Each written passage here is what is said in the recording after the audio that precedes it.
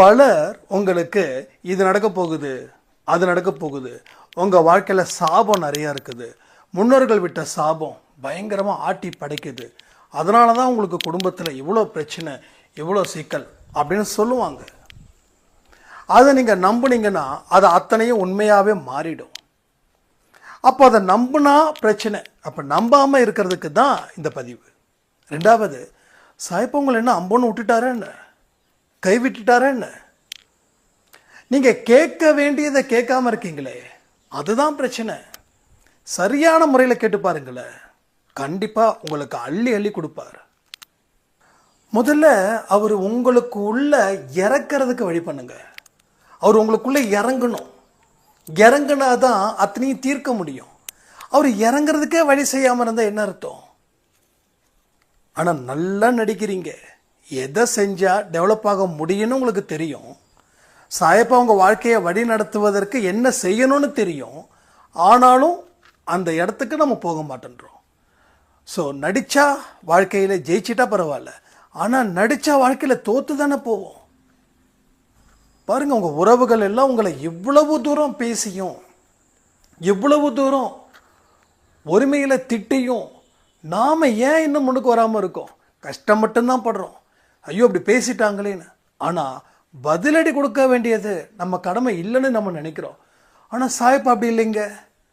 அவரோட குழந்தைங்களுக்கு யாராவது ஏதாவது சொல்லிட்டாருன்னா அவருக்கு கோபம் மூக்குக்கு மேலே ஒன்று சொல்லுவாங்க, அது மாதிரி அவருக்கு அவ்வளவு கஷ்டப்படுறாரு. எதுக்கு? இப்படி என் குழந்தைங்கள தாறுமாறாக பேசுறதுக்கு பலர் தயாராக இருக்கிறாங்க. ஆனால் என் குழந்தை எதுக்குமே இது பண்ணாமல் அப்படியே பொறுமையாக நிதானமாக போயிட்டுருக்குது. இந்த பொறுமையும் நிதானமாக என் குழந்தைங்களுக்கு இருக்கக்கூடாது, அதை தாண்டின ஒரு விஷயம் இருக்கணும்னு சொல்கிறார். அது நீங்கள் தெரிஞ்சுக்கணும்ல, தெரிஞ்சுக்கோங்க.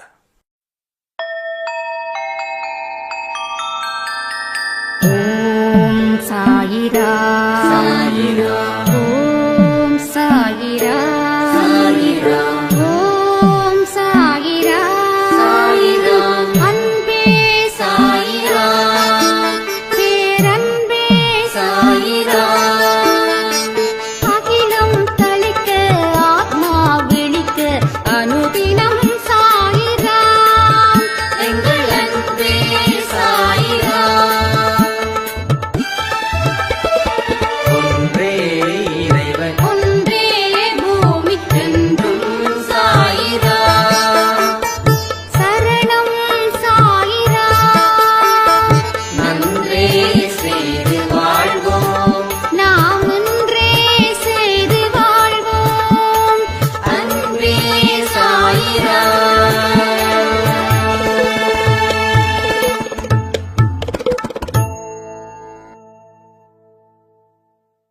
சாயிரா. என் உயிரின் உயிரானவர்களே, இன்னைக்கு சாயப்பா சம்பந்தப்பட்ட விஷயங்கள் உங்கள் காதுக்கு போகணும்னு சாயப்பாவோட விருப்பம்.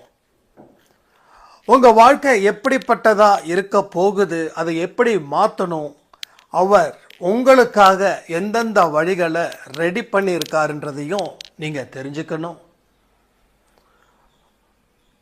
உங்கள் வாழ்க்கை எதை நோக்கி போகுது, எதை நோக்கி அவர் போகணும்னு நினைக்கிறாரு அப்படின்றதையும் நீங்கள் புரிஞ்சுக்கணும். ஒவ்வொரு சாயப்பாவை வணங்கக்கூடியவர்களுக்கும் சாயப்பா சொல்லக்கூடிய பாடம் என்ன அப்படின்றதையும் நீங்கள் இன்னும் பலமாக தெரிஞ்சுக்கணும். ஸோ இது மாதிரி பல விஷயங்கள் இந்த பதிவில் இருக்க போகுது. 1-2 மிராக்கிள்ஸும் இங்கே உங்கள் காதுக்கு சேரப்போகுது. மிராக்கிள் ஏன் சொல்கிறோம் அப்படின்னா, நம்பிக்கை இல்லாதவர்களுக்கு நம்பிக்கை ஏற்படுத்துவதற்குத்தான் அந்த மிராக்கிள் உங்கள் காதுக்கு வரப்போகுது. ஸோ மனசை ரொம்ப ரிலாக்ஸாக வச்சுக்கோங்க. சொல்லக்கூடிய வார்த்தைகளை நம்மளால் ஃபாலோ பண்ண முடியும்னு நம்புங்க. கடவுளுக்கு நன்றிகளை செலுத்திக்கிட்டே இருங்க. ஒரு பதிவை கேட்கும் போதும் நன்றிகளை மனசில் சொல்லிக்கிட்டே கேளுங்க. கேட்கும்போது உங்களுக்கு இன்னும் சிறப்பான விஷயங்கள், இன்னும் சிறப்பான யோசனைகளையும் சாயப்பா கொடுக்குறாரு. சாயப்பா உங்களுக்கு ஏன் இத்தனை விஷயத்தை கொடுக்குறாருன்னு தெரிஞ்சுக்கணும்ல. ரெண்டாவது, உங்க மேல அவர் அன்பு வச்சிருக்காரா, அன்பு வைக்கலையா? உங்க வாழ்க்கைய இன்னும் சிறப்பு ஆக்க முடியுமா, ஆக்க முடியாதா? யார் யாருக்கெல்லாம் சாயப்பா உதவிகள் செய்கிறாரு, யார் யாருக்கெல்லாம் கடும் சோதனைகளை கொடுக்க போறாரு, இந்த எல்லா விஷயத்தையும் இந்த பதிவின் மூலமா இப்போ நீங்க இன்னைக்கு தெரிஞ்சுக்கலாம். இது வியாழக்கிழமை கொடுக்கறதால ரொம்ப ரொம்ப சிறப்பா இருக்குதுன்னு நான் நம்புறேன். அப்போ லைஃப்ல நிறைய விஷயங்கள், கத்துக்காத விஷயங்கள் வாழ்க்கையில உங்களுக்கு இன்னைக்கு மிக மிக முக்கியமா இருக்க போகுது. இதுவரைக்கும் கத்துக்கிட்ட விஷயங்கள் ஓரளவுக்கு உங்க வாழ்க்கை மாத்துது. ஸோ கத்துக்காத விஷயங்கள் இன்னும் நிறைய இருக்குது. அது எல்லாமே வாழ்க்கைன்ற பாடம். அதை கற்றுக் கொடுப்பதற்கு தான் இந்த அன்பே சாய் யூனிவர்சிட்டி அப்படின்ற இதுன்னு ஒரு சாய்ராம் சொல்லியிருந்தாங்க. அன்பே சாய் பல்கலைக்கழகம்னு நம்ம வைக்கலாம். அத்தனை அன்பே சாய் குடும்பத்தில் இருக்கக்கூடிய குழந்தைகளும் பேராசிரியராக இருக்கணும்னு நான் கனவு பார்த்தேன் அப்படின்னு ஒரு சாய்ராம் சொல்லியிருந்தாங்க. ஏன்னா வாழ்க்கையை பற்றி யூனிவர்சிட்டிஸ் என்ன சொல்லிக் கொடுக்குது, படிப்பை பற்றி சொல்லிக் கொடுப்பாங்க. வாழ்க்கையோட அனுபவத்தை பற்றி ஒரு சிலது மட்டும்தான் சொல்லிக் கொடுக்க முடியும். ஆனால் அன்பே சாயில் ஒவ்வொருத்தவங்க அனுபவமும் அது இன்னொருத்தங்களுக்கு பாடமாக அமையுது. அதை நம்ம தீர்க்கமாக கற்றுக்கிட்டு இருக்கோம். ஸோ ஏற்கனவே சொன்னது போல் பக்தி மார்க்கம், ஞான மார்க்கம், இந்த ஞான மார்க்கத்தில் நம்ம மூழ்கிக்கிட்டு இருக்கோம். பக்தி மார்க்கத்தை சும்மா ஊர்க்கா மாதிரியும், ஞான மார்க்கத்தை ஒரு மிகப்பெரிய ஒரு ஃபுட்டு மாதிரியும் நாம் இங்கே கொண்டு வந்து சேர்த்துருக்கோம். அதுவே நமக்கு கிடைச்ச மிகப்பெரிய ஒரு பரிசு சாயப்பா கொடுத்ததா இருக்குதுன்னு நான் நம்புகிறேன். அப்போ சாயப்பா ஏன் திரும்ப திரும்ப உங்ககிட்ட சில விஷயத்த சொல்லிக்கிட்டே இருக்காருன்னா, அதுக்கு ஒரே விஷயம், நீங்கள் வாழ்க்கையில் நல்லதை செய்யணும், நல்லதை நினைக்கணுன்றதை தாண்டி நம்பிக்கை வச்சு வாழணும். உன்னுடைய சாயப்பா உனக்கு செய்யாம வேற யாருக்கு செய்ய போறாரு அப்படின்ற ஒரு நம்பிக்கையை விதைச்சு நீ வாழு. எந்த காரியத்தை தொடங்கும் போது இது இப்படி ஆயிடும் நினைக்காத, எல்லாமே உனக்கு நல்லதா தான் இருக்கும். நீ செய்யக்கூடிய காரியம் தோல்வி அடைஞ்சாலும் அந்த தோல்வி அடைஞ்சது நல்லதுன்னு இன்னொரு வெற்றி உனக்கு நிரூபிக்கும்.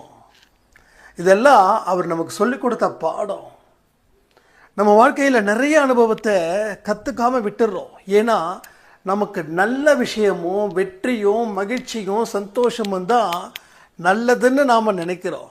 இதுக்கு எதிராக ஏதாவது விஷயம் வந்துருச்சுன்னா அது கெட்டதுன்னு நாம் நினைக்கிறோம். ஸோ கெட்டது எங்கே மறுபடியும் திரும்ப திரும்ப வந்துடுமோன்னு நினச்சி எந்த முயற்சியும் செய்யாமல் விட்டுடுறோம். ஏதோ ஒரு வழியில் போகிறோம்.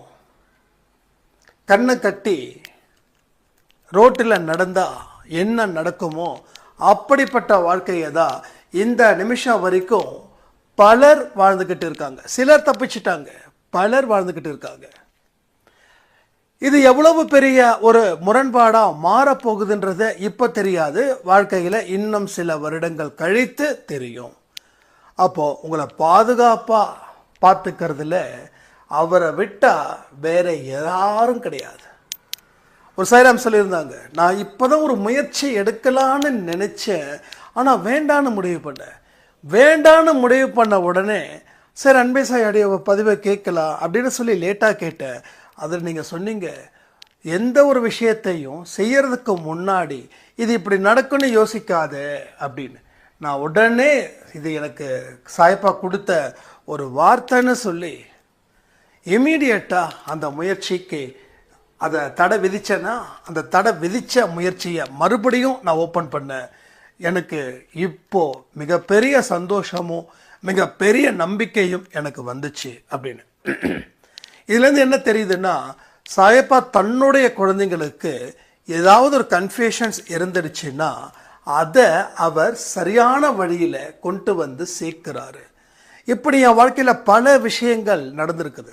எனக்கு பெரிய பெரிய அதிசயமோ அற்புதமோ அன்பே சாயில இருக்கிறதுக்கு முன்னாடி என்னைக்கு அவரை தேடி நான் போனேனோ, அவர் என்னை தேடி வந்தாரோ அப்பையில் இருந்து இப்போ வரைக்கும் இந்த நிமிஷம் இந்த நொடி வரைக்கும் எனக்கு திரும்ப திரும்ப அற்புதமும் அதிசயமும் யாராவது ரூபத்திலேயோ இல்லை ஏதாவது வார்த்தைகள் மூலமாகவோ வந்துக்கிட்டே இருக்குது. ஏன்னா அப்போ தான் எனக்கு தெரியுது 24 மணி நேரமும் சாயப்பா நம்மளுடன் இருக்கிறார், நம்ம கூடவே சுற்றிக்கிட்டே இருக்கிறார். இந்த கருடன் சுத்தம் தெரியுங்களா? அது போல் இங்கே இருக்கக்கூடிய அன்பு உள்ளங்கள், உண்மையான உள்ளங்கள், சாயப்பாட உண்மையான குழந்தைங்களுக்கு மட்டும்தான் இது நடக்குது, எல்லாருக்கும் நடக்காது. அது புரிஞ்சுக்கணும். ஏன்னா இன்னும் பல பேர் எங்கிட்ட மெசேஜ் பண்ணுறதோ இல்லை கேள்வி கேட்குறதோ பார்த்தீங்கன்னா அர்த்தம் இல்லாததாக இருக்கும். ஸோ அவர்களுக்கெல்லாம் எதுவுமே நடக்க போவது இல்லை. ஏன்னா அவங்க மனசு இன்னமும் மாறணும். ஸோ இன்னமும் அந்த மனசு மாறல. அவங்க மாறுவதற்கு முயற்சி செய்கிற மாதிரியும் இல்லை. பல பேருக்கு தெளிவாக சொல்லியாச்சு, இந்த மனசை வச்சுக்கிட்டு அவர்கிட்ட நீங்கள் நெருங்க முடியாது. இவ்வளவு அழுக்கான மனசை வச்சுக்கிட்டு அவர்கிட்ட நெருங்கினா அவர் கொஞ்ச காலம் உங்கள் கூட இருப்பார், அதையும் தாண்ட அவர்களை விட்டுட்டு போயிடுவார் அப்படின்னு. ஆனால் அதை புரிஞ்சிக்காம இன்னமும் பலர் இருக்கத்தான் செய்கிறாங்க. பட் அவங்களுக்கு நல்ல புத்தியை கொடுக்கணும்னு நம்ம அன்பே சாய் குடும்பத்தில் இருக்கிறவங்க மூலமாக பிரார்த்தனையும் செஞ்சுக்கலாம். ஏன்னா என்னால் திருப்பி திருப்பி சொல்ல முடியல தனிப்பட்ட முறையில். இப்படி நடக்குது, அப்படி நடக்குது, அது நடக்குது, இது நடக்குது அப்படின்னு சொல்கிறாங்களே தவிர நீங்கள் நல்லபடியாக நடக்கணுன்ற விஷயத்தை நம்ம சொல்கிறத அவங்க காதில் வாங்கிக்கவே இல்லை. அதனால் எந்த மனசில் அவர் இறங்குறாருன்னு தெரிஞ்சுக்கணுன்னா, எந்த மனசு அந்த மனசுக்குள்ள ஒரு சுத்தமான ஒரு இடம் இருக்குதோ அந்த இடத்துல அவர் இறங்கி வாசம் செய்கிறார். ஒரு சாரம் சொன்னாங்க, 12 மணி 1 மணி ஆச்சுன்னா சுருட்டு வாசனை அடிக்குது. அப்போ நான் சொன்னேன், எங்கே யாராவது சிகரெட் குடித்தவங்களா கூட இருக்கலான்னு.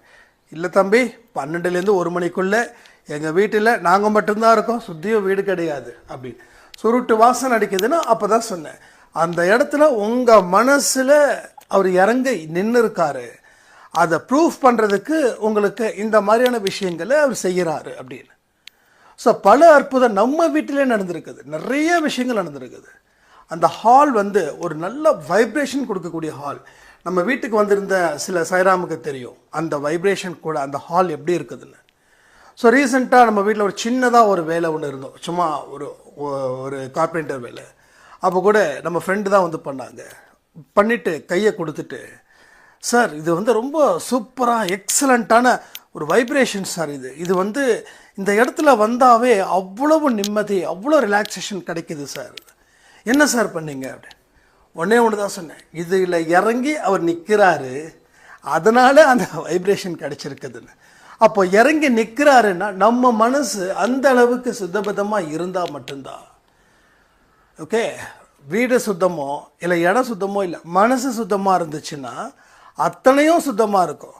மன சுத்தம் இல்லைன்னா அத்தனையும் எவ்வளோ பெரிய மாளிகை வீட்டில் நீங்கள் பூஜை ரூமில் வச்சுருந்தாலும் சரி, அந்த இடத்துல எந்த வைப்ரேஷனும் இருக்காது. ஒரு ஆர்டிஃபிஷியல் ஃப்ளவர்ஸை பார்த்துருக்கீங்களா? அது போல தான் இருக்கும். ஒரிஜினல் ஃப்ளவர்ஸ் நல்லா வாசம் கொடுக்கும், ஆனால் ஈவினிங் காஞ்சிடும். ஆர்டிஃபிஷியல் ஃப்ளவர்ஸ் எப்பயுமே ஒரே மாதிரி இருக்கும், அதுக்கு வலிக்காது, ஏன்னா அதுக்கு உயிர் கிடையாது, அதனால் அதுக்கு வாசனையும் கிடையாது. ஸோ எல்லா வீட்லேயும் பூஜை ரூம்ஸ் எப்படி இருக்கணும்னா, எவ்வளோ சின்னதோ எவ்வளோ பெருசோ அதை பற்றி கவலை இல்லை. சாய்பாவோட சிலை ரொம்ப குட்டியாக இருந்தாலும் பரவாயில்ல, மீடியமாக இருந்தாலும் பரவாயில்ல, இல்லை 6 அடி 7 அடி இருந்தாலும் பரவாயில்ல, அந்த இடத்துல ஒரு வைப்ரேஷன் இருந்தால் மட்டும்தான் அது நடக்கும். நானும் நிறைய சாய்பா கோயிலுக்கு போயிருக்கேன். ஒரு சில கோயிலில் போனால் உடம்பெல்லாம் புல்லரிக்கும், சில கோயிலில் போனால் ரொம்ப நேச்சுரலாக இருக்கும். அங்கே சுற்றி முற்றி பார்க்கும்போது என்னமோ ஏனோ தோணுன்னு சொல்லி அவர் சிலையை வச்சுட்டு சும்மா அப்படியே தீபாராதனை காட்டுவாங்க. பட் அங்கே இருக்கிற அந்த ஐயர்லாம் பார்த்தீங்கன்னா, அந்த குருக்கள்ஸ்லாம் பார்த்தீங்கன்னா ஏதோ பேசிக்கிட்டு ஜாலியாக சிரிச்சுக்கிட்டு அப்படி இருப்பாங்க. ஸோ அந்த இடத்துல கோயில் இருக்கும், சாமி இருக்கும், ஆனால் அங்கே இடத்துல ஒரு வைப்ரேஷன் இருக்காது. ரைட், அந்த இடத்துல ஒரு வைப்ரேஷன் நிச்சயமாக இருக்காது. ஸோ எந்த இடத்துல தெய்வம் இருக்கோ அந்த இடத்துல ஆட்டோமேட்டிக்காக வைப்ரேஷன் இருக்கும். ஸோ இது எல்லாமே நடக்குது. எல்லா விஷயங்களையும் நல்லா வாட்ச் பண்ணால் உங்களுக்கு பல உண்மைகள் புரியும். நம்ம எமோஷனலாகவே இருந்துகிட்ருக்கோம், அதனால தான் நம்மளால் எதுவுமே செய்ய முடியல. நம்ம லைஃப்பில் பார்த்தீங்கன்னா மனசு ஒன்று நினைக்கும், நம்ம செயல்படுறது வேற ஒன்றா இருக்கும். பட் இந்த மாதிரியான விஷயங்கள் மூலமாக தான் பல விஷயத்தை நம்ம கவனிக்க தவறுறோம். கவனிக்க தவறும் போது தான் வாழ்க்கையே கேடா முடியுது. இப்போ எல்லா விஷயத்தையும் நம்ம அப்படி தான் இருக்கிறோம். ஒரு சாதாரண விஷயத்தில் கூட ஒரு கவனம் வைக்க முடியல. ஏன், நமக்கு பிடிச்ச விஷயத்தில் கூட கவனம் வைக்க முடியல. இங்கே எத்தனையோ பேருக்கு மூவிஸ் பிடிக்கும், எத்தனையோ பேருக்கு சாப்பாடு பிடிக்கும், எத்தனையோ பேருக்கு ஃப்ரெண்ட்ஸ் கூட சேட் பண்ணவோ பேசவோ பிடிக்கும், எத்தனையோ பேர் பாட்டு கேட்க பிடிக்கும். ஆனால் எதையாவது நம்ம முழுமையாக கேட்டு இருக்கோமா? உங்களுக்கு பிடிச்சதை கூட முழுமையாக கேட்க முடியல அப்படின்னும் போது உங்கள் மனசு எந்த அளவில் இருக்குதுன்றதை யோசிச்சு பாருங்க. அப்போது இந்த மாதிரியான விஷயத்தை கவனிக்க தவறும் போது தான் நம்ம கவனிக்காமல் இருக்கோமோன்னு நமக்கு தோணுது. எப்போ நம்ம நினைக்கிறோம் தெரியுமா, வாழ்க்கையில் இறுதி டைம், நமக்குன்னு ஒரு டைம் இருக்கும். அது உங்களுக்கு 30 இருக்கலாம். இறுதி டைம்னா அந்த இறுதி டைம் கிடையாது. நம்ம வாழ்க்கையில் என்னப்பா சாதிச்சோன்னு சொல்லி ஒரு பார்டர் லைன் வச்சுருப்போம். அந்த பார்டர் லைன் வந்து நமக்கு இரிட்டேட்டிங்காக இருக்குதா சந்தோஷமாக இருக்குதான்றது முக்கியம். 30 வயசு ஆயிடுச்சு, இன்னும் சரியாகலை அப்படின்னு நினைப்போம். அப்போது அந்த 30 ஆயிடுச்சேன்னு சொல்லி ஃபீல் பண்ணி அந்த 30க்கு மேலே 40க்குள்ள வாழ்க்கையை அமைச்சிக்கிறவங்களும் பார்க்குறேன். இன்னும் சில பேருக்கு 40 ஆகி தான் அந்த ஃபீலிங்ஸ் வருது. இன்னும் சில பேருக்கோ 50 தாண்டி தான் அந்த ஃபீலிங்ஸ் வருது. ஸோ 50 தாண்டுற வரைக்கும் கூட பிரச்சனை கிடையாது. 60 10 வருஷம் இருக்குது இன்னும் லாட்டா. ஆனால் 60 தாண்டினவங்களுக்கும் ஃபீலிங்ஸ் வருது. அப்போ 60 வயசு வரைக்கும் நீங்கள் என்ன செஞ்சீங்க அப்படின்னா, நீங்கள் எதையுமே கவனிக்கலை, எந்த விஷயத்தையும் கவனிக்கலை, எல்லாம் உங்களுக்குள்ளே நடக்குது, எதையுமே கவனிக்கலை. ஸோ கவனிக்காத எந்த ஒரு விஷயமும் வாழ்க்கையில் விஷயத்தை கொடுக்குது, திருப்பி ரிப்பீட் பண்ணி நம்மளே அடிக்குது, அடித்து தவசம் பண்ணுது. ஸோ இந்த கவனிக்கிற எண்ணம் எல்லாருக்குமே குறைவாக இருக்குது. அதனால தான் பல தலைவலி நம்ம வாழ்க்கையில். சிலர் ஜம்முன்னு இருக்கான், பலர் மோசமான வாழ்க்கையை வாழ்ந்துட்டு இருக்கான். அந்த சிலர் பார்த்தீங்கன்னா ரொம்ப தெளிவாக இருப்பாங்க, கவனத்தை எதில் வச்சாலும் அதில் சிறப்பாக வைப்பாங்க, முடிஞ்ச அளவுக்கு அதில் நிற்பாங்க. ஆனால் நம்ம 1%லேருந்து 10%க்குள்ளே தான் கவனத்தை வைக்கிறோம். ஸோ ரிசல்ட் ஏனோ தோணும் நடக்குது. எதுலேயுமே நமக்கு ஆர்வம் இல்லை. ஏன்னா மனசில் எதையுமே ஒரு சரியான திசையில் கொண்டு போக முடியல, ஒரு சந்தோஷத்தை அடைய முடியல. ஒரு மிகப்பெரிய சந்தோஷம் அது நமக்கு கிடைச்சாலும் அடுத்த ஒரு விஷயம் நமக்கு தப்பாகவே மாறுது. ஏன்னா அவ்வளவு தடங்கள் இருக்குது. 10 படி ஏறினா தான் வாழ்க்கை உயிர் வாழ முடியும் போது ஒரு படி ஏறிட்டோன்னு சந்தோஷப்பட முடியல. ஸோ இந்த மாதிரியான விஷயங்கள் மூலமாக தான் மனுஷனோட வாழ்க்கையில் எதுவுமே இல்லாமல் போகுது. அப்போ சாய்பாவை வணங்கினா போதுமா?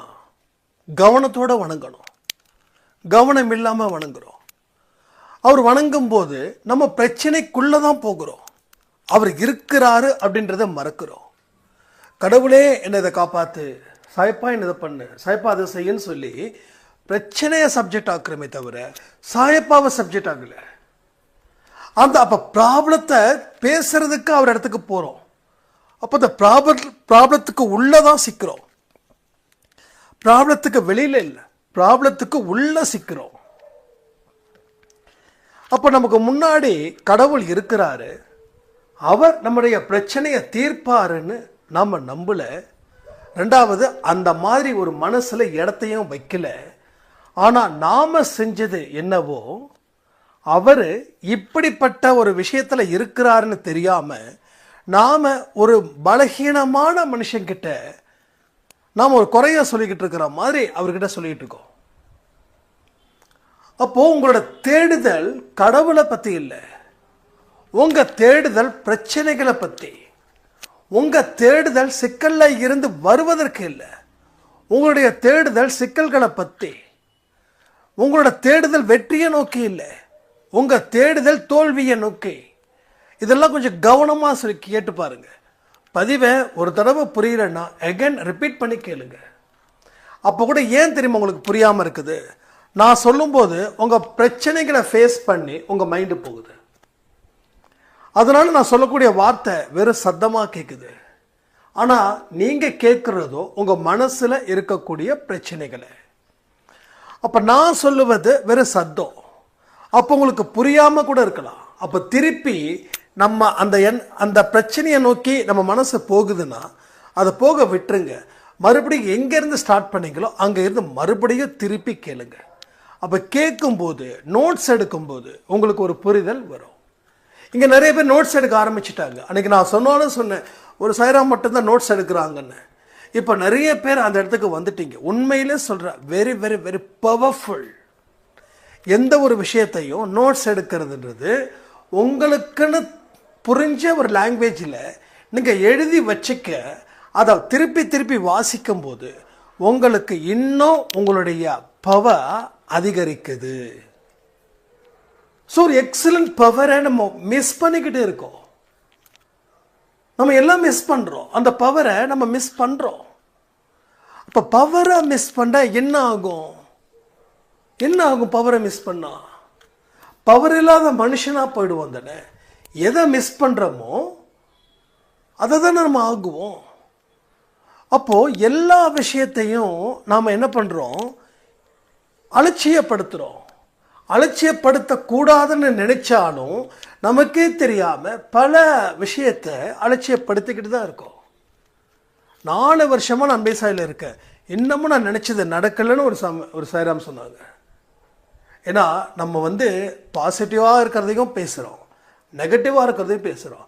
அப்போ 4 வருஷமாக நான் ஒவ்வொரு விஷயத்தை கேட்குறேன். பதிவுகளை எப்படி கேட்குறீங்க? ஒரு நாளைக்கு ஒரு பதிவு ஷுவர்.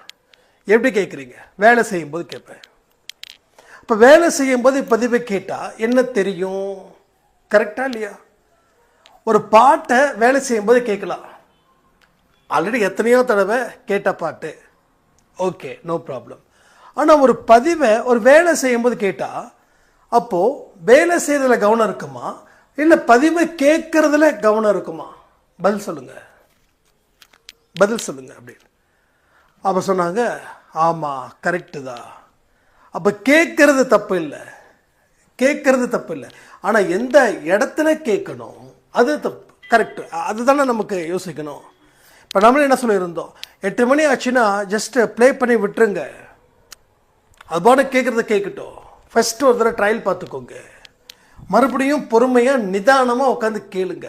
இப்போ 2 தடவை கேட்கும்போது 2வது தடவை கேட்கும்போது நோட்ஸ் எடுங்க. அப்போ நோட்ஸ் எடுக்கிறது உங்களுக்கு பிடிச்ச லாங்குவேஜில் எழுதிக்கோங்க. Point 1, point 2, point 3. இப்போ நம்ம இது வரைக்கும் எத்தனை பாயிண்ட் வந்திருக்குன்னு தெரியல.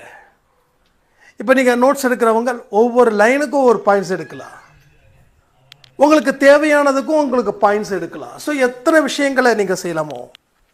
அப்போ இதன் மூலமாக தான் நம்ம நிறைய நோட்ஸ் எடுக்க முடியும். நோட்ஸ்ன்றது பக்கமாக எழுதக்கூடாது. Point 1, point 2, point 3. இப்போ இதை எழுத உங்களுக்கு என்ன ஆகுது? திருப்பி வாசிக்க ஒவ்வொரு தடவையும் வாசிக்க ஒவ்வொரு விதமான முடிவுகளை அது கொடுக்கும். இதே தான் ஒரு சாய்ராம் சொல்லியிருந்தாங்க. ஆடியோ கொடுக்கும்போது 1ஆம் தேதி அன்னைக்கு எழுதின ஒரு பாயிண்ட்டு அதை மறுபடியும் நான் ரிப்பீட் பண்ணும்போது அந்த பாயிண்ட்டை படித்ததால் என்னால் முடிவெடுக்கிறதுல ரொம்ப ஈஸியாக இருக்குதுன்றாங்க. அதான் நான் சொன்னேன், ஆன்மீக வார்த்தைகள் ஒவ்வொன்றும் கடவுள் கிட்ட அடிப்படையாக கொண்டது, மனுஷன் அடிப்படையாக கொண்டது இல்லை. நல்லா புரிஞ்சுக்கோங்க. ஒவ்வொரு பதிவும் அன்பே சாயில் இருக்கக்கூடிய பதிவாக இருக்கட்டும், இல்லை வேறு யாராவது சில பதிவுகள் சொல்கிறவங்களா இருக்கட்டும், அவங்க கடவுளை பேஸ் பண்ணி ஒரு விஷயத்தை உங்களுக்கு சொல்கிறாங்கன்னா அது எல்லா காலத்துக்கும் பொருந்தும்.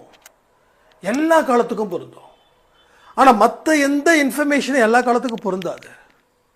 ஆனால் கடவுள் சம்பந்தப்பட்ட பதிவுகள் மட்டும் எல்லா காலத்துக்கும் பொருந்தும். இது நம்ம ராமாயணம், மகாபாரதம், பகவத்கீதை, இன்னும் எத்தனையோ இதிகாசங்கள்லாம் இருக்கு. அப்போது நம்ம தாத்தா படிச்சிருக்கிறது கூட இப்போ நம்ம படிக்கிறோம். ஏன்னா அன்னைக்கு நடந்தது இன்னைக்கும் இருக்குது. எனக்கு இந்த மகாபாரதத்தில் ஒரு சில விஷயத்தை சொல்லும்போது என்னால் ஏற்றுக்க முடியாததாக இருந்தது. எப்படின்னா, இங்கே இருந்து எவ்வளவோ தூரம் நடக்கிற போரை இங்கேருந்து பார்த்து சொல்லுவாங்களாம். அந்த மன்னனுக்கு சொல்கிறாங்க, அந்த மன்னனுக்கு கண்ணு இல்லை, கண்ணு குருடு. அப்போ என்ன நடக்குது, அர்ஜுனன் என்ன பண்ணுறாரு, இது மாதிரி துரியோதனன் என்ன பண்ணுறாரு இப்படின்ற மாதிரியான சில விஷயங்கள் சொல்லும்போது நான் வந்து யோசித்தேன், என்ன கதை, பயங்கர கதை இருக்குதுன்னு. ஆனால் ஏதோ ஒரு இடத்துல நடக்கக்கூடிய ஐபிஎல் மேட்சை இங்கே உட்காந்து பார்த்துட்ருக்கோம். 7:30 மணிக்கு ஸ்டார்ட் பண்ணுறாங்கன்னா நாம் இங்கே உட்காந்து பார்த்துட்ருக்கோம். எப்படி? அப்போ அன்னைக்கு நடந்தது இன்னைக்கு இருக்குதா இல்லையா? அப்போ இது உண்மை, அதுவும் உண்மை. இது உண்மைன்னா அதுவும் உண்மை, இது பொய்ன்னா அதுவும் பொய். அப்போ என்னமோ ஒரு விஷயங்கள் இருக்குது. அப்போ அன்னைக்கு சொன்னது இன்னைக்கு வரைக்கும் நடக்குது. இன்றைக்கி லண்டனில் ஒரு கிரிக்கெட்டாக இருக்கட்டும், இல்லை ஒரு யூஎஸில் ஒரு கிரிக்கெட்டாக இருக்கட்டும், இந்த நிமிஷம் கூட நம்ம சேனலை நம்ம டிவியில் ஓப்பன் பண்ணால் லைவ்னு ஒன்று இருக்கும். அங்கே என்ன நடக்குதோ இங்கே நடக்குது. அங்கே டேவாக இருந்தால் இங்கே நைட்டாக இருந்தால் அதை பற்றி கவலை இல்லை. அங்கே என்ன எக்ஸாக்ட் டைமில் நடக்குதோ அதை நம்ம இங்கேயும் பார்த்துக்கலாம். ஸோ அதுதான் ஆன்மீகம். கடவுள் சம்பந்தப்பட்ட எந்த ஒரு விஷயங்களும் ஆரம்பத்தில் நம்பாத மாதிரி இருக்கும். ஆனால் சிச்சுவேஷன் வரும்போது அது எவ்வளோ பெரிய ஆச்சரியத்தை கொடுக்குன்றது என்ன மாதிரி சிலருக்கு மட்டும்தான் தெரியும். எத்தனையோ விஷயங்கள் என் வாழ்க்கையில் அத்தனை கடன்கள் இருக்கும்போது பக்கத்து வீட்டு அம்மா எனக்காக பிரார்த்தனை பண்ணும்போது நீ கடன் கொடுக்குற அளவில் நீ இருப்ப அப்படின்னு நினைக்கும் போது அந்த அம்மா மேலே எனக்கு அவ்வளவு ஆத்திரமாக வந்தது.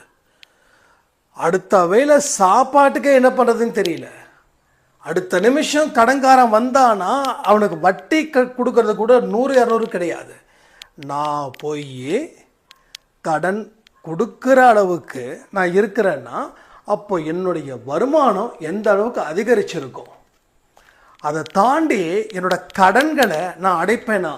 அப்போ என்னோட கடன்களை அடைக்கணும், என்னோட வருமானத்தை பெருகணும், நான் நினச்ச மாதிரி வாழ்க்கை வாழ்வதற்கு உண்டான துட்டு வேணும். அது எல்லாம் எக்ஸஸாக இருந்தால் தான் நான் கடன் கொடுக்க முடியும். அப்போ அந்த அம்மா மேலே அவ்வளோ கோபம் வந்தது எனக்கு. ஏன்னா ஒன்றுமே இல்லாதவங்கிட்ட நீ அப்படி இருப்ப இப்படி இருப்பேன்னா ஆத்திரப்படுறது இயல்பு தானே. இப்போ என் மேலேயே இங்கே எத்தனையோ நம்ம அன்பே சாய் உறவுகள் வந்து கோவப்பட்டு இருக்கும். நீ தான் சொல்கிற, உனக்கு தான் நடக்குது, நீ சும்மா சொல்கிற அப்படின்னு. ஆனால் நடந்ததுக்கு அப்புறம்தான் என் மேலே உங்களுக்கு தனிப்பட்ட பாசமும் பிரியமும் வரும். இப்போ என் மேலே வச்சுருக்கிற கோபத்தை நான் தப்பு சொல்லவே மாட்டேன். ஏன்னா நானும் அந்த இடத்துல இருந்து வந்தவன் தான். மூணாவது ஆளுக்கு நடந்ததை அவங்க சொல்லி நான் கேட்கல, எனக்கு நடந்தது. என் வயிற்றுல எப்படிலாம் வந்து ஒரு உருண்டையா முழுங்கினா எப்படி வயிறு கடமுடா பண்ணுமோ அப்படி தான் இருந்தது. 2 வருஷம் ரொம்ப கஷ்டம், பயங்கர கஷ்டம். அந்த நேரத்தில் இப்படிப்பட்ட விஷயங்கள் சொல்லும்போது இன்னும் கஷ்டமாக இருக்கும். நம்ம நினச்சது என்னென்னா நம்ம ஒரு 5-10 கொடுக்கும், இதை ஹெல்ப் பண்ண கேட்கும்னு. நம்ம போன இடத்துல என்னை உட்கார வச்சு நான் ப்ரேயர் பண்ணுறேன்னு சொன்ன உடனே கடுப்பாகுமா? கதை எனக்கு தேவை காசு. 2000 ரூபாய் கொடுத்தா யாருக்காவது வட்டிக்கு நான் கொடுத்துருவேன். அதை கேட்க நான் போனால் அந்த அம்மா நீ கவலைப்படாத, அதை பண்ணாத, இதை பண்ணாத, எல்லாம் சரியாக இருக்கும், எல்லாத்தையும் கடவுள் பார்த்துப்பாரு. ஜீசஸ் வந்து அவங்க கன்வெர்டட் கிறிஸ்டின், அவங்க ஜீசஸ் இருக்காரு, அவர் எல்லாத்தையும் பார்த்துப்பாரு அப்படின்னு சொல்லி தலையில் கை வச்சு ப்ரே பண்ணாங்க. அப்போ கோபம் எனக்கு என்னன்னா, கடவுள் எங்கேப்பா இருக்காரு? நானா தண்ணி அடித்தேனா, இல்லை தப்பான விஷயத்துக்கு நான் செலவு பண்ணேன்னா? எதுவுமே பண்ணலை. ஆனால் எனக்கு இவ்வளவு பெரிய கஷ்டத்தை கடவுள் கொடுத்தாருன்னா கடவுள் மேலே வெறுப்பு வருமா வராதா? இப்போ தண்ணி அடித்து இல்லை தப்பான வழிக்கு நான் செலவு பண்ணி அதுக்கு நான் வட்டிக்கு காசு வாங்கியிருந்தா கரெக்ட். ஸோ என்னைக்கு தப்பான வழிக்கு நான் செலவு பண்ணவே இல்லை, தண்ணி எனக்கு சுத்தமாக இல்லை. இது சத்தியமான உண்மை இது. ஏன்னா அந்த இடத்துக்கு நான் போகலை. அதாவது இதெல்லாம் தண்ணி அடித்த தப்பு அப்படின்னு நான் நினைக்கல. தண்ணி அடிக்கிறது எனக்கு பிடிக்கல, அது மாதிரி செட்டு எனக்கு அமையல. செட்டு இருந்தாலும் எவனாவது ஒருத்தர் காப்பாற்றுவான். மாப்பிள்ள அவன் தான் வந்து தெளிவாக இருக்கா, அவனையும் கெடுக்கணுமா? வேண்டாண்டான்னு. இல்லைடா எனக்கு கொஞ்சம் சும்மா ட்ரை பண்ணி பார்க்குறேன்னு அப்படின்னு சொன்னால் கூட வேண்டாம் நாங்கள் கெட்டது போதும், நீ அடங்கு அப்படின்னு வானுங்க. ஸோ ஏதோ ஒரு இடத்துல கடவுள் இருந்ததால் ஒருவேளை நான் ஓகேன்னா அப்புறம் பசங்க ஓகே தானே. அப்போ இதெல்லாம் பார்க்கும்போது நம்ம பண்ண காசு செலவு ஏதோ தப்பான விஷயத்துக்கு பண்ணனா கூட ஆமாம் பண்ணோம் அப்படின்னு. அப்போ எவ்வளவு டென்ஷன் ஆகும் கடவுள் மேலே. அப்போ தான் ஒரு விஷயத்தை கற்றுக்கிட்டேன். நீ நல்லவனாக இருக்கிறியோ கெட்டவனாக இருக்கிறியோ வல்லவனாயிரு. நீ நல்லவனாகவும் இருக்கணும், அதோட பேசிக் குவாலிஃபிகேஷன். ப்ளஸ் வல்லவனாக இருக்கணும். நல்லவனாக இருக்கிறது பேசிக் குவாலிஃபிகேஷன். அப்படி தான் இருக்கணும். இன்றைக்கி கெட்ட மனுஷங்க ஜாஸ்தி இருக்கிறதால நீ நல்லவனாக இருக்கிறதே பெருமையாக நினச்சி வாழ்ந்துட்டுருக்க. ஆனால் நீ வல்லவனாக இல்லை. உன் திறமையை நீ வளர்த்துக்கல, உன்னோட வாழ்க்கையில் பல விஷயத்தை நீ எதையுமே சரி பண்ணலை, அதனால தான் உனக்கு இவ்வளோ பெரிய ஒரு கஷ்டம் அப்படின்ற மாதிரி நான் தெரிஞ்சுக்கிட்டேன். அப்போ இத்தனை விஷயங்களை நான் புரிஞ்சுக்கிறதுக்கே பல வருஷங்கள் ஆகுது. இப்போ நான் புரிஞ்சுக்கிட்டதால உங்ககிட்ட சொல்கிறது உங்களுக்கு இது இன்னமும் பயன்படும்னு நான் நம்புகிறேன். ஏன்னா எல்லாருமே பற்று தான் திருந்தணும் அப்படின்னா நிச்சயமாக சொல்கிறேன், அதுக்கு நேரமே இல்லை. இல்லை, உங்களுக்கு மாதிரி எங்களுக்கும் அந்த அனுபவம் பெறணும், அதுக்காக நாங்கள் நிறைய கஷ்டப்படுறோம் அப்படின்னு நீங்கள் நினச்சிங்கன்னா அது உங்கள் விருப்பம். ஆனால் அப்படி நினைக்கிறது புத்திசாலித்தனமா அப்படின்னு நினச்சா இருக்கிறதுல மிகப்பெரிய முட்டாள்தனமான விஷயங்கள் அது. என்னுடைய அனுபவமும் இங்கே பல சாய்ராம் பற்றி நான் சொல்கிறேன் இல்லையா, அதுவும் உங்களுடைய அனுபவமாக நினச்சி எதை செய்யணும் எதை செய்யக்கூடாது, எப்படிப்பட்ட யோசனைகளை உருவாக்கணும், இதை எல்லாமே நீங்கள் தெளிவாக புரிஞ்சுக்கிட்டு இப்போவே நீங்கள் சரி பண்ணிட்டீங்கன்னா அந்த பிரச்சனையே கிடையாது. ஆனால் இதை தாண்டி நான் அனுபவிச்சு தான் நான் கற்றுப்பேன் அப்படின்னா நிச்சயமாக சொல்கிறேன், ஒரு படிக்கட்டையும் தாண்டது வானத்துக்கும் பூமிக்கும் இருக்கக்கூடிய வித்தியாசம் எவ்வளவோ அதோட பெருசாக இருக்கும். ஏன்னா நாட்கள் இல்லை. இப்பயே சொல்கிறேனே, எனக்கு யாராவது இப்படி எடுத்து சொல்கிறதுக்கு ஒரு ஆட்கள் இருந்திருந்தாங்கன்னா 2 வருஷம் எனக்கு தேவைப்பட்டிருக்காது, ஜஸ்ட் 3 மாதம் போதும். 2 வருஷம் படாத பாடு. எப்படி ராமர் வனவாசத்துக்கு போனாரோ 13 வருஷம் நினைக்கிறேன், ரைட்டா? அதை விட நான் மோசமாக கஷ்டப்பட்டேன் இந்த இடத்துல இருந்து. அத்தனை மனிதர்களும் காசு கொடுத்தவன், அன்பானவன், உயிரானவனா கூட உயிரை எடுக்கிறவனா மாறினான். அப்போ அவங்க மேலே அவ்வளோ கோபம் வந்தது, அவ்வளோ கடுப்பு வந்தது. இப்போ யார் மேலேயும் எந்த கோபமும் இல்லை. ஏன்னா அவங்க என்னை இந்த அளவுக்கு சித்திரவதை பண்ணதால தான். நான் அவங்கள சித்திரவதை பண்ணணும் இல்லையோ தெரியாது, ஆனால் அவங்க என்னை சித்திரவதை பண்ணாங்க.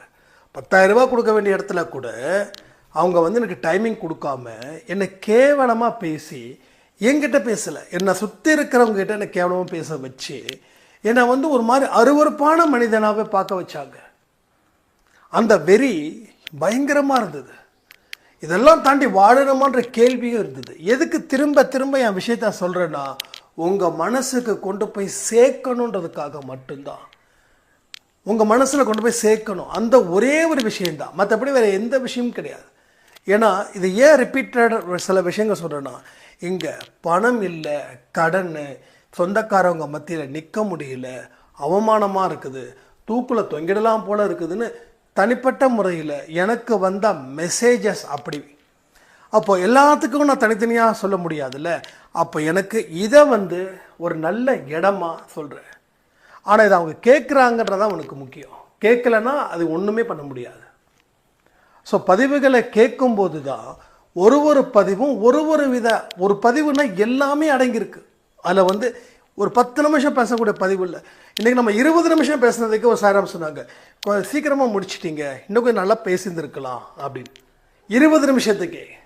ஆனால் நிறைய யூடியூபர்ஸ் என்ன பண்ணுறாங்கன்னா, இப்போ நம்ம யூடியூபர்ஸ் சொல்ல வரல, ஜென்ரலாக சொல்கிறேன், நம்ம யூடியூப்பில் தானே கொடுக்குறோம், 10 நிமிஷம் 12 நிமிஷமே பெருசாக நினைக்கிறாங்க. ஆனால் நம்ம 20 நிமிஷமே என்னங்க 20 நிமிஷத்தில் முடிஞ்சிருச்சே பதிவு அப்படின்ற மாதிரி. நான் ரெடியாக தான் இருக்கேன். 1 மணி நேரம் 2 மணி நேரம் தாராளமாக, டெய்லி 1 மணி நேரம் கூட கொடுக்கலாம். காலையில் 1 மணி நேரம், ஈவினிங் 1 மணி நேரம். எனக்கு இது பிஸ்னஸ் மட்டும் இல்லை அப்படின்னா இந்நேரம் இங்கேயே நான் உட்காந்துருப்பேன். 24 மணி நேரமும் லைவ்லேயே நம்ம போயிட்டுருக்கலாம். ஸோ எதுக்கு சொல்கிறேன்னா, எல்லாத்துக்கும் ஒரு நேரமும் ஒரு காலத்தையும் கடவுள் கொடுப்பார். இந்த நேரத்தில் இதை செய், அந்த நேரத்தில் அதை செய்யணும். அது எனக்கு மட்டும் இல்லை, நம்ம எல்லாருக்கும் அவர் அதை தான் கொடுத்துருக்காரு. நம்ம அன்பேசாய் குடும்பத்தில் இருக்கிறவங்க நல்லா வாழணுன்றது அவருடைய மிகப்பெரிய மோட்டிவாக இருக்குது. பாவம் தெரியுமா சாஹிபா? யாராவது பாவம் யாராவது சொல்லியிருக்கீங்களா? என்னைக்காவது அவரை பற்றி? நான் கிட்டத்தட்ட 5 வருஷமாக சொல்லிட்டு இருக்கேன், பாவம் நீயே. ஏன்னா ஒவ்வொரு பக்தர்களும் நம்ம தெய்வமாக பார்க்கல, ஒரு பெரிய சக்தி வாய்ந்தவரால் நான் பார்க்கல. அப்படி பார்த்துருந்தா நான் இன்னைக்கு அவர்கிட்ட இவ்வளோ க்ளோஸாக இருக்க மாட்டேன். நம்ம அப்பாவாக நினைக்கிறேன், நம்மளுடைய தாத்தாவாக நினைக்கிறேன், நம்மளுடைய பாட்டனாக நினைக்கிறேன், நம்மளோட முப்பாட்டனாக நினைக்கிறேன். யாராவது ஏதாவது ஒரு விஷயத்த சொன்னால் அவர் எடுத்து சொல்லி புரிய வைக்கும்போது அது எவ்வளவு பெரிய கஷ்டமா இருக்கு தெரியுமா? மனுஷன் அவ்வளோ சீக்கிரம் புரிஞ்சுக்கிறான். மனுஷன் பிடிவாதக்காரன். ஒரு கஷ்டத்தில் கூட எப்பா இப்படி பண்ணுப்பானா, இல்லை முடியாது, நீ பண்ணது தப்புன்னு நம்மள்கிட்ட சொல்கிறவன். அப்போது அவன் கஷ்டப்படுறதை பார்த்து நம்மளால சும்மா இருக்க முடியாது. இருந்தாலும் திரும்ப திரும்ப சொல்லுவோம். அவன் கேட்கவே மாட்டான். இப்போ ஒரு மனுஷன்ட்ட சொல்லும் போதே கேட்கலன்னா, கடவுள் அவனுக்கு எப்படிலாம் சொல்லி புரிய வைக்கிறாருன்னா, யோசிச்சு பார்க்கும்போது சாயப்பா ரொம்ப பாவமாக தெரிகிறாரு. ஏம்மா இந்த வீராப்பெலாம் வேண்டாம், இதெல்லாம் உன் வாழ்க்கையில் வரக்கூடாது அப்படின்னா, நான் வீராப்பா இருக்கிறேன்னா அப்படின்னு திருப்பி எதிர்கேள்விகள் கேட்கக்கூடியவர்களும் இங்கே நிறைய பேர் இருக்காங்க. அப்போ எந்த வழியில் தான் அவர் சொல்ல முடியறதுன்னு தெரியல. நேரடியாக வந்தால் சொல்லுவாருன்னு பார்த்தா, நேரடியாக வந்தாலும் நம்ம மக்கள் அப்படியா அப்படின்ட்டு போயிடுறாங்க. அதே ஏற்கனவே சொன்னேன், ஒரு குடுகுடுப்புக்காரன் நீ நல்லா இருப்ப, சூப்பராக இருப்ப, சிறப்பாக இருப்ப அப்படின்னு மனம் குளிரும்படி சொன்னால் அவனை மதிக்கிறது இல்லை. ஆனால் அவன் ஒரு விஷயத்த சொன்னான்னு வச்சுக்கோங்க, ஏதாவது இடகுலமான விஷயம், அது பதப்பதைக்கக்கூடிய, ஏன்னா அவங்கெல்லாம் அதில் கை தேர்ந்தவர்கள் இல்லை, எப்படி சொல்லணுமோ அப்படி சொல்லுவாங்கல்ல. அப்படி கை தேர்ந்தவர்கள் எந்த விஷயத்த சொன்னால் வீட்டில் இருக்கக்கூடிய கதவு திறக்கணும் அவங்களுக்கு தெரியாதா? அந்த விஷயத்த சொல்லும்போது அந்த கதவு திறக்கும். வெளியில் கத்திக்கிட்டு இருக்கிறவன் உள்ளே போவான்.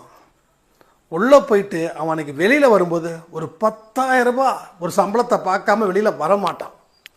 கரெக்டாக இல்லையா? அப்போ கொடுக்க நல்லா இருப்பான்னா 5 ரூபா கொடுப்போம், இல்லை 10 ரூபா கொடுப்போம். ஆனால் அவன் சொல்ல வந்த மெசேஜ், அவன் சொல்லுவான், இப்போ தான் ஜக்கம்மா சொன்னாங்க. என்னடா ஜக்கம்மா சொல்கிறாங்க, நம்ம காது கொடுத்து கேட்போம், என்ன சொல்கிறான் பாரு. நீங்கள் அவனுக்கு தெரியும் வீட்டில் நீங்கள் காது கொடுத்து கேட்பீங்கன்னு. ஏன்னா அவரோட எக்ஸ்பீரியன்ஸ் இருக்கும்ல, அவரும் தொழில் தானே பண்ணுறாரு. அது அப்போ என்ன ஆகுதுன்னா, ஜக்கம்மா இப்படி சொல்கிறாருன்னா ஆட்டோமேட்டிக்காக நம்ம வீட்டில் இருக்க கதவு திறக்கும். அப்படியா சொல்லிச்சு? ஆமாம் அப்படி தான் சொல்லிச்சு. ஏதோ பரிகாரம் இருக்குதா? அவன் அப்போ ரொம்ப பிகு பண்ணுவான். இல்லை அதை பண்ண முடியாது, நீயா தான் போய் வாங்க. நீ நம்ம கெஞ்சுவோம், ஐயோ என்னையா பரிகாரம் சொல்லியா, எவ்வளோ செலவானாலும் பரவாயில்ல சொல்லியான்னு. இப்போ அந்த குடுகுடுப்புக்காரனுக்கு நீங்கள் சொல்லக்கூடிய வார்த்தை ஒன்று சூப்பராக ஒன்று சொல்லிட்டீங்க, எவ்வளவு செலவானாலும் பரவாயில்ல, அவனோட உள்ளம் மகிழ்ச்சி அடையுது. வருமானம் வந்துருச்சு இன்னைக்கு, இன்னும் ஒரு வாரத்துக்கு இந்த வருமானத்தை வச்சு தான் அப்படின்னு. இல்லைங்க காசுக்கெல்லாம் நான் சொல்கிறவனா இல்லைங்க, ஜக்கமாக உங்களுக்கு சொல்லணும். அப்படி ஜக்கமாக உங்களுக்கு சொன்னாதான் நான் உங்களுக்கு என்ன செய்யணும்னு சொல்ல முடியும் அப்படின்னும். இவ ஜக்கமாக சொல்லியானும் அவர் இன்னும் ஓவரா சீன் போடுவான். ஒரு 20,000 ரூபாய் ஆகும், இதில் குறைச்சோ ஏற்றியோ வாங்க முடியாது, வச்சுருக்கீங்களா அப்படின்வான். என்னதான் 20,000? ஆமாம், ஒரு வாரத்துக்குள்ளே செய்யணும், இல்லைன்னா ஜக்கம்மா அப்படின்னும். ஐயோ இவன் வேற ஒரு வாரத்துக்குள்ளே செய்யணுன்றானே. எல்லாம் மிடில் கிளாஸ் ஃபேமிலி தானே. இப்போ பங்களா வீட்டில் போயிட்டு அவன் குடுகுடுப்புக்காரன்னா பங்களா வீட்டுக்காரனுக்கு தெரியுமா? நம்மளாம் மிடில் கிளாஸ் ஃபேமிலி. நம்மளாம் ரோட்டு மேலே வீடை வச்சுருப்போம், வெளியில் ஒரு சாதாரணமாக சவுண்டு கேட்டாவே ஆட்டோமேட்டிக்காக கதவு திறப்போம். அப்படி தானே எல்லோரும் மிடில் கிளாஸ் ஃபேமிலி தானே. இங்கே என்ன எல்லாமே அம்பானி ஃபேமிலியா? இல்லையே, அம்பானி ஃபேமிலிலாம் இல்லை. இங்கே எல்லாருமே மிடில் கிளாஸ் ஃபேமிலிஸ் தான் இங்கே. அப்போ என்ன தோணும், வெளியில் ரோட்டில் யார் என்ன பேசுனாலும் தெரியும். அப்போ இவன் குடுகுடுப்புன்னு அந்த சவுண்டு பாட்டாவே நம்ம வயிற்ற கலக்கும். ஒரு வாரத்தில் மறுபடியும் ஜக்கம்மா வருவா. ஜக்கம்மானா இவன் தான், ஜக்கம்மா வருவா, நீ கொடுத்துரு அப்படின்னு. சரி சாமி நீ வந்துரு சாமின்னு அடுத்த ஒரு வாரம் கரெக்டாக சொல்லி வச்ச மாதிரி 8 மணிக்கு ஷார்ப்பாக நின்றுடுவான். ஏன்னா அவனுக்கு டைம் கொடுப்பான். சும்மா 5,000 10,000 கூட அவனுக்கு தெரியும். வீட்டை பார்த்து அவன் இந்த வீட்டில் தேருமா தேராதுன்னு யோசிக்கிறவன். அப்போ ஓகே அடுத்த வாரம் வருவோம், அதை பண்ணுவோம் இதை பண்ணுவோம், ஓகே ஜக்கம்மான்னு எல்லாரும் போய் நீங்கள் எந்த பிரச்சனையும் இல்லைன்னுவான்.